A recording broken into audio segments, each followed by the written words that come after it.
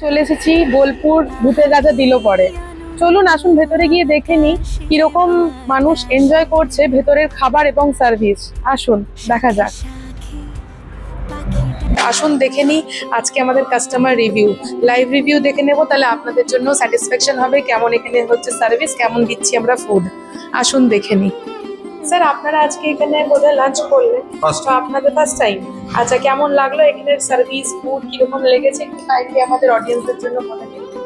খুবই অদ্ভুত লেগেছে। তার কারণ হচ্ছে ফার্স্ট অফ অল এরকম একটা জায়গায় এত সুন্দর অ্যাম্বিয়েন্স, আর ফুড অত্যন্ত ভালো, রিজনেবল এবং অত্যন্ত tasty. At the same time আরও খুব ভালো লাগলো এখানকার যারা রয়েছে তাদের ব্যবহার। ইটস অ্যামেজিং, মানে আমার এক্সপেকটেশন যা ছিল তার চেয়ে অনেক বেশি আর কি। তো হোপফুলি এইভাবে যদি কন্টিনিউ করে এটা আমাদের জন্য খুব ভালো, আর এখানকার এলাকাবাসীর জন্য ভালো। আর আমরা যারা এখান থেকে ট্রাভেল করে যাই বা আসি তাদের ক্ষেত্রে এটা একটা অনেকটা ট্রেজার ট্রোভ। তো ওভারঅল এক্সপিরিয়েন্স যদি বলেন তাহলে মানে মোর দ্যান এক্সপেকটেশন আমাদের হয়েছে।